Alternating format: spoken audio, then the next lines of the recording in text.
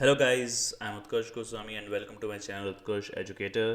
तो आज quick revision series class 12 physics के लिए इसमें आज हम करने वाले हैं इलेक्ट्रोस्टैटिक पोटेंशियल और कैपेसिटेंस के कुछ बहुत ही ज़्यादा इंपॉर्टेंट क्वेश्चंस।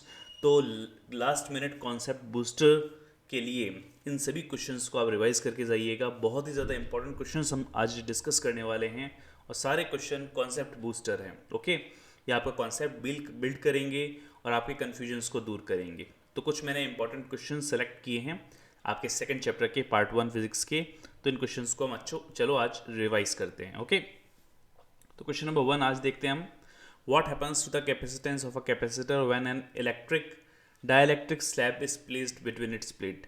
जब कोई डाइलेक्ट्रिक स्लैब को हम इंसर्ट करते हैं, जब हम किसी डाइलेक्ट्रिक स्लैब को इंसर्ट करते हैं किसमें, पैरेलल प्लेट कैपेसिटर की प्लेट्स के बीच में, तो क्या होता है, उसकी कैपेसिटेंस इंक्रीज हो जाती है। उसकी कैपेसिटेंस इंक्रीज हो जाती है। क्यों? क्योंकि जो डाइलेक्ट्रिक स्लैब के कारण जो कैपेसिटेंस होती है, wait a minute, dielectric slab के कारण जो कैपेसिटेंस होती है, अगर अपन डाइलेक्ट्रिक स्लैब को, जिसकी कुछ थिकनेस भी हो सकती है और हो सकता है अगर उसकी थिकनेस नहीं भी है, मान लो वो पूरा का पूरा इसी के बीच में इंसर्ट है, अपन ने कोई डाइलेक्ट्रिक स्लैब या डाइलेक्ट्रिक मीडियम इस तरह से इंसर्ट किया है कि वो इन दोनों प्लेट्स के बीच में कंप्लीटली फिल्ड है, तो आपको पता है जो न्यू कैपेसिटेंस होती है वो ए एप्सिलॉन नॉट के अपॉन में डी हो जाती है, मतलब के टाइम्स बढ़ जाती है।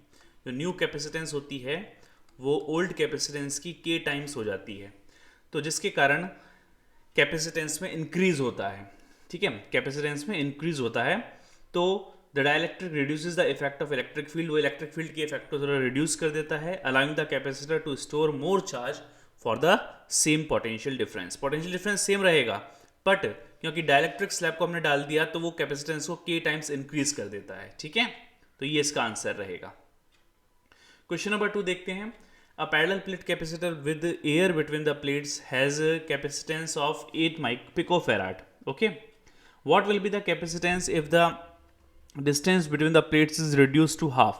अब देखो, पहले डिस्टेंस अगर d थी और डिस्टेंस d से डिस्टेंस d/2 हो रही है, तो आपको पता ही है कैपेसिटेंस का formula C is equals to क्या होता है, A epsilon naught divided by d, जब कोई भी मीडियम नहीं है। पर जब ये कह रहा है उसकी डिस्टेंस को अगर हम डिस्टेंस को हम हाफ कर दें और उसके बीच में एक ऐसा डाइलेक्ट्रिक मीडियम डाल दें जिसका डाइलेक्ट्रिक कांस्टेंट 6 है, तो अब जो न्यू कैपेसिटेंस होगी, जो C डैश होगी, ये तो ओल्ड कैपेसिटेंस है जिसे अपन C0 कह सकते हैं। अब जो न्यू कैपेसिटेंस होगी वो हो जाएगी K times A epsilon naught divided by D dash, क्योंकि अब डिस्टेंस क्या हो गई, अब डिस्टेंस d/2 हो गई, तो नई डिस्टेंस क्या हो गई, d डैश कितनी हो गई, d/2 हो गई। ठीक है, तो आप डायरेक्ट ये फॉर्मूला भी लगा सकते हो। अगर डिस्टेंस में चेंज होता है और कोई डाइलेक्ट्रिक कांस्टेंट के किसी भी हम डाइलेक्ट्रिक मीडियम को इंसर्ट करते हैं, तो डायरेक्ट ये फॉर्मूला भी यूज कर सकते हो। ये शॉर्ट फॉर्मूला है k into C0, k dielectric constant multiply by old capacitance multiply by d/d dash, d old distance, d dash new distance. अब ये फॉर्मूला कैसे आया है ये भी बता देता हूँ आपको, क्योंकि अब जो नई कैपेसिटेंस होगी C डैश, वो क्या हो जाएगी, K times A epsilon naught divided by D dash, है ना।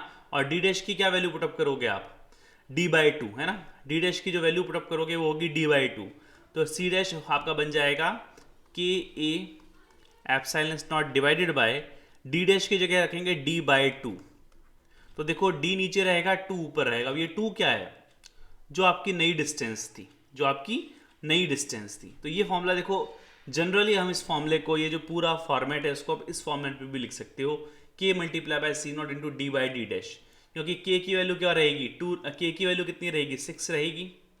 C0 पहले कैपेसिटेंस कितनी थी, 8 थी, मल्टीप्लाई बाय d तो d रहेगा, अब जो डिस्टेंस होगी वो d/2 हो गई, तो देखो 2 तो ऊपर ही आएगा और d से d कैंसिल आउट हो जाएगा। ठीक है, तो ये इसमें इस तरह से फॉर्मूला बनता है। और यहाँ पर आप जो ये A epsilon naught by D है, ये ओल्ड कैपेसिटेंस हो जाएगी, ये क्या हो जाएगी, ओल्ड कैपेसिटेंस हो जाएगी। तो आप चाहो तो इस फॉर्मूले को यहाँ से यूज कर सकते हो, C dash is equals to K into A epsilon naught by D क्या है, ओल्ड कैपेसिटेंस है, मल्टीप्लाई बाय 2, तो K की वैल्यू रख दो 6, ओल्ड कैपेसिटेंट 8 है और इसको 2 से मल्टीप्लाई कर दो, 2 8 16, 16 6 96। तो ये आपका डायरेक्ट आंसर आ जाएगा। ठीक है, तो बहुत ही अच्छा क्वेश्चन, इसको आप अच्छी तरह से देखिएगा। ठीक है, कॉन्सेप्ट बिल्डिंग क्वेश्चन और अच्छा क्वेश्चन था काफी। ओके, क्वेश्चन नंबर 3 में चलते हैं। Distance between the plates of a parallel plate capacitor is D, a metal plate of thickness D/2 is placed.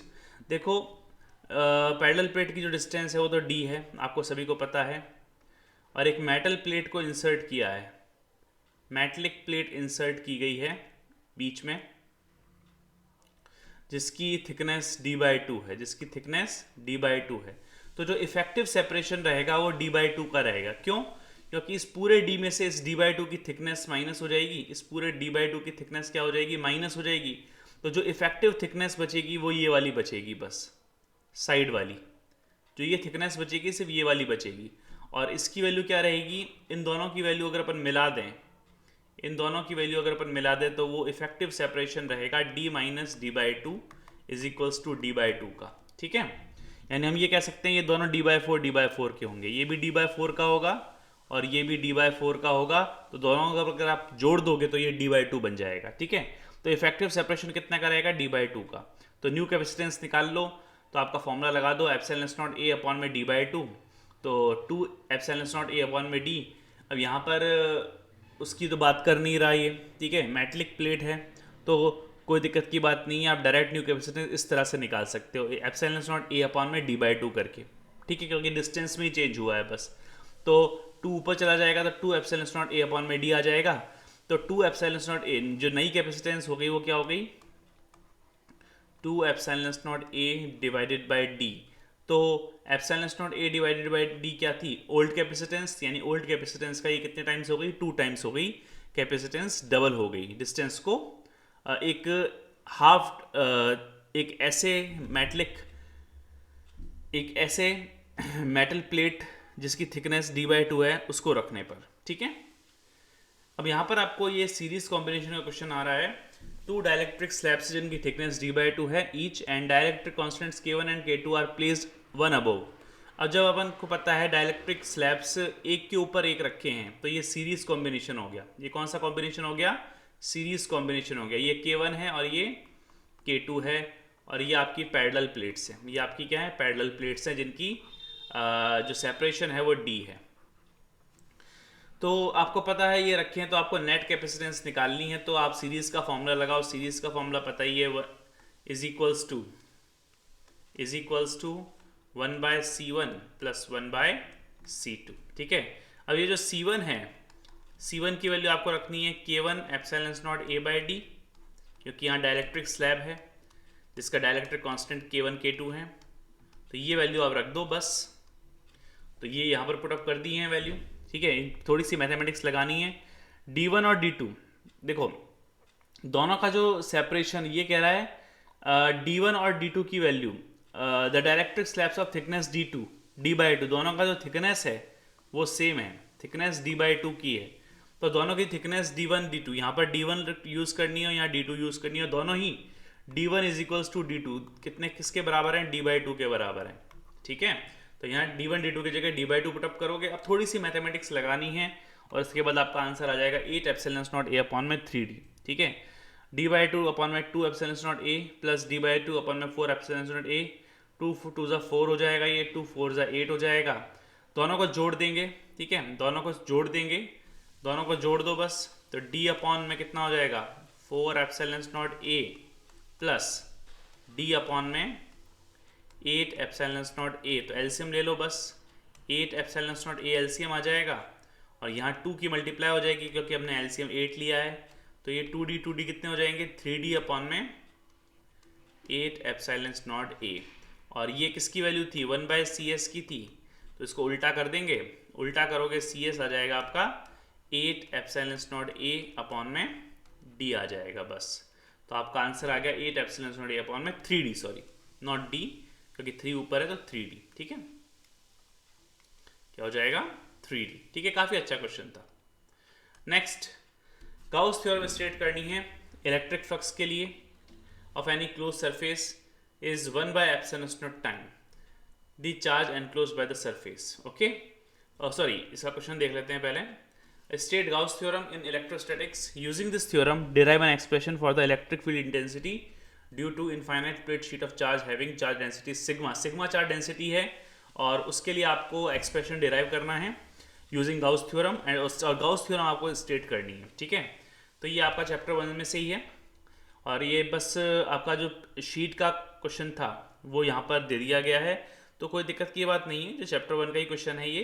तो गाउस थ्योरम आपको पता ही है कि गाउस थ्योरम क्या होती है, जो टोटल इलेक्ट्रिक फ्लक्स होता है, जो नेट इलेक्ट्रिक फ्लक्स होता है E vector dot D S vector, तो उसका लाइन इंटीग्रल किसके बराबर होता है, क्यू बाय एप्सिलॉन नॉट के। ठीक है, 1 बाय एप्सिलॉन नॉट अपॉन में टोटल चार्ज एनक्लोज्ड, तो टोटल चार्ज एनक्लोज्ड का 1 बाय एप्सिलॉन नॉट होता है किसी भी सरफेस के लिए। अब अपन एक पैरेलल प्लेट के, अगर अपन एक शीट की बात करते हैं तो शीट के लिए जिसमें यूनिफॉर्म चार्ज डिस्ट्रीब्यूट है और जिसकी चार्ज डेंसिटी सिग्मा है, जिसमें इक्वली चार्ज डिस्ट्रीब्यूट है, यूनिफॉर्मली डिस्ट्रीब्यूटेड चार्ज है किसी भी आपकी प्लेन शीट में, और उसके लिए आपको क्या निकालना होता है, इलेक्ट्रिक फील्ड की वैल्यू। तो हम क्या है, गाउसियन सरफेस जो सिलेंड्रिकल होती है उसको एज्यूम करते हैं, एक सिलेंड्रिकल गाउसियन सरफेस हम एज्यूम करते हैं, तो हमने एक सिलेंड्रिकल गाउसियन सरफेस एज्यूम की है। ठीक है, तो वो यहाँ तक जाएगी कुछ इस तरह से, ये सिलेंड्रिकल गाउसियन सरफेस हमने एज्यूम की है। ठीक है, अब इस सिलेंड्रिकल गाउसियन सरफेस में 3 सरफेसेस होती हैं, ये ए सरफेस है, ये बी सरफेस है और ये जो कर्व्ड सरफेस है ये सी कहलाती है। तो आपको पता है जो इलेक्ट्रिक फ्लक्स है वो यहाँ से और यहाँ से ही पास आउट होगा, वो यहाँ से पास आउट नहीं होगा क्योंकि इसका एरिया वेक्टर और इलेक्ट्रिक फील्ड की जो डायरेक्शन है, यहाँ पर इलेक्ट्रिक फील्ड की डायरेक्शन और एरिया वेक्टर की डायरेक्शन दोनों इक्वल हैं। ठीक है, ये दोनों, ये आपका एरिया वेक्टर हो गया और ये आपका इलेक्ट्रिक फील्ड हो गया, तो दोनों की डायरेक्शन क्या हो गई, इक्वल हो गई है, यानी दोनों एक दूसरे के पैरेलल हैं। बट यहाँ पर इलेक्ट्रिक फील्ड वेक्टर और एरिया वेक्टर एक दूसरे के साथ 90 डिग्री एंगल बनाएंगे, तो इसलिए जो टोटल इलेक्ट्रिक फ्लक्स होगा वो सिर्फ ए और बी सरफेसेस से ही कैलकुलेट होगा, तो वो हो जाएगा आपका ई ए प्लस ई ए 2EA हो जाएगा आपका। क्यों, क्योंकि आपको पता है जो टोटल फ्लक्स होगा, जो टोटल फ्लक्स होगा आपका वो ई ए कॉस थीटा, सॉरी वो आप इस तरह से लिखोगे, ई ए कॉस थीटा प्लस ई ए कॉस थीटा, और थीटा की वैल्यू यहाँ 0 डिग्री है तो थीटा 0 1 होता है और ई ए प्लस ई हो जाएगा 2EA। ठीक है, और इलेक्ट्रिक फील्ड की वैल्यू अब यहाँ पुट अप कर देंगे, इलेक्ट्रिक फील्ड 2EA हो गया, क्यू की वैल्यू सिग्मा ए है तो 2EA, अब यहाँ गाउस थ्योरम लगा दो, तो गाउस थ्योरम के अकॉर्डिंग जो टोटल फ्लक्स होता है वो क्यू बाय एप्सिलॉन नॉट के बराबर होता है, यानी टोटल फ्लक्स जो है 2EA, टोटल फ्लक्स जो है आपका कितना 2EA, वो Q अपॉन में एप्सिलॉन नॉट के बराबर होगा, और Q की वैल्यू क्या है, Q is equals to sigma A, Q is equals to sigma A upon में एप्सिलॉन नॉट, तो ये A से ये A कैंसिल आउट हो जाएगा, तो E की वैल्यू आ जाएगी आपकी सिग्मा अपॉन में 2 को नीचे भेज दो 2 एप्सिलॉन नॉट, सिग्मा अपॉन में 2 एप्सिलॉन नॉट। तो किसी प्लेन शीट के कारण जो इलेक्ट्रिक फील्ड होता है वो सिग्मा अपॉन में 2 एप्सिलॉन नॉट होता है। ठीक है, तो डेरिवेशन अच्छी तरह से देख लेना, ये मैंने पहले भी सेशन में समझाया हुआ है जब मैंने आपको इलेक्ट्रिक फील्ड के क्वेश्चंस कराए थे। कुछ मोस्ट इंपॉर्टेंट क्वेश्चंस मैंने एक सीरीज़ बनाई थी, most 5 important questions, 6 important questions कराए थे, तो उसमें ये क्वेश्चन मैंने पूरा सॉल्व कराया था अच्छी तरह से, तो उस वीडियो को भी ज़रूर देखना आप। अब एक क्वेश्चन देखते हैं आपका, 2 आइडेंटिकल मेटल प्लेट्स हैं जिनका ए और B are kept parallel to each other in air separated by distance 1 centimetre, 1 centimetre distance है। सरफेस ए जो है उसका पोटेंशियल 10 वोल्ट है और जो आउटर सरफेस है ये बी, ये अर्थिड है, इसकी अर्थिंग कर दी गई है, इसकी क्या कर दी गई है, इसकी अर्थिंग हो गई है, तो इस पर तो कोई चार्ज होगा नहीं, तो ए सरफेस है इस पर ही चार्ज रहेगा, प्लस 10 वोल्ट इसका पोटेंशियल रहेगा।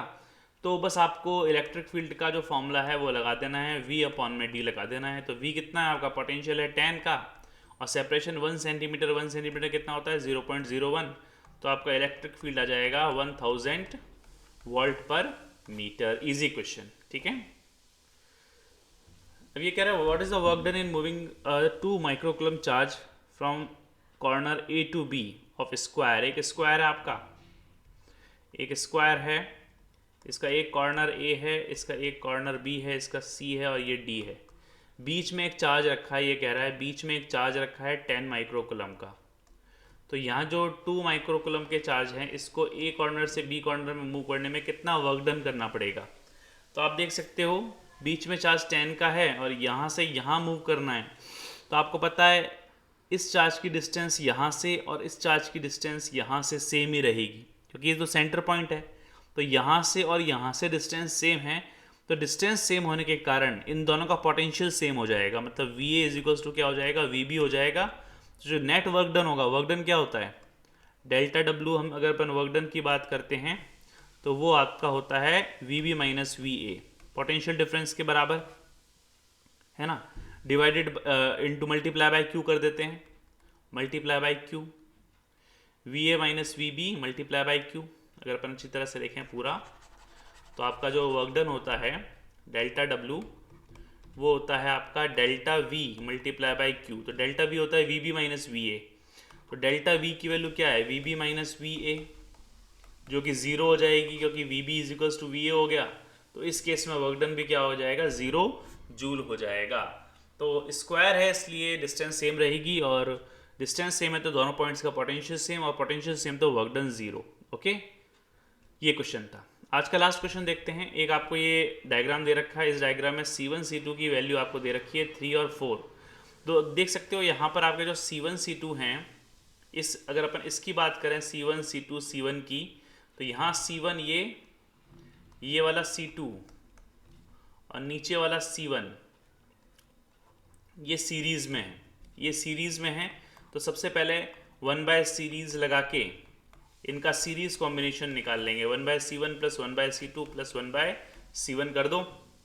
C1 C2 की वैल्यू दे रखी है, C1 की वैल्यू 3 है, C2 की वैल्यू 4 है, और C1 की वैल्यू दोबारा 3 हो जाएगी। इसको सॉल्व कर लो, 11/12 और उल्टा कर दो तो कितना हो जाएगा, 12/11 हो जाएगा। CS की वैल्यू 12/11, 1/CS की वैल्यू 11/12 आई तो CS की वैल्यू 12/11 आ जाएगी। फिर आपको पता है ये इक्विवेलेंट एक ही कॉम्बिनेशन बन जाएगा। तो अगर अपन सर्किट को सॉल्व करेंगे तो ये एक ही कॉम्बिनेशन हो जाएगा। तो अब बस जो बीच का सर्किट बचेगा उसका कॉम्बिनेशन निकालना है। ठीक है, बीच का सर्किट बचेगा ना, उसका कॉम्बिनेशन निकालना है। तो वो कुछ इस तरह से हो जाएगा आपका। ये वाला जो बनेगा, ये जो आपने निकाला था कितना, 12/11 पिको फेराड, और ये वाला बचेगा बस जो बीच में है ना, दिस ये वाला C2 ये बचेगा एक तो। ठीक है, ये C2 है, और साथ में यहाँ पर आगे चल के ये C1 है।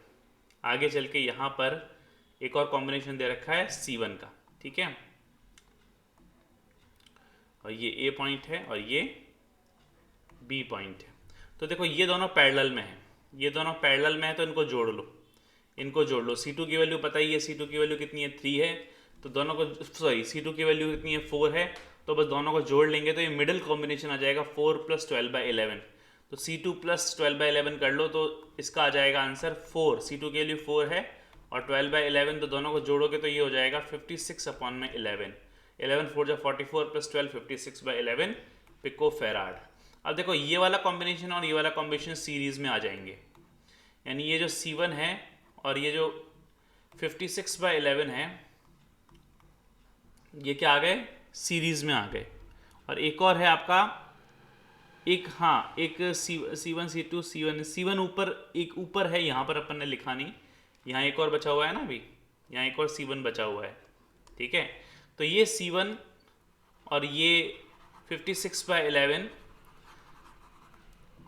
ये सब आपके सीरीज में आ जाएंगे। ये C1 हो गया, ये आपका 56/11 वाला हो गया, और नीचे एक और C1 है, तो ये सब सीरीज में आ जाएंगे। तो इन सीरीज सबको जोड़ दो, आप सबको जोड़ दो। तो सबको जोड़ोगे तो 1/C1 + 1/C2 + 1/C3 कर दो, और फिर बाद में जाके इसको सॉल्व करके उल्टा करोगे तो आपका आंसर आ जाएगा 1.16 पिको फेराड, अप्रॉक्सीमेट आंसर। जब 168 में 145 का डिवाइड करोगे तो अप्रॉक्सीमेट 1.16 इसका आंसर रहेगा। ठीक है, तो आज के क्वेश्चंस ये थे। मोस्ट इंपॉर्टेंट क्वेश्चंस मैंने आपको करा दिए हैं, काफ़ी important questions electrostatic and potential and capacitance के। तो इन क्वेश्चंस को अच्छी तरह रिवाइज कीजिएगा और इससे रिलेटेड जो कॉन्सेप्ट है उसको अच्छी तरह से पढ़िएगा। और भी अपन क्वेश्चंस आज लेके आएंगे आपके लिए। तो चैनल के साथ बने रहिए। Thanks for watching and have a good day and keep practising.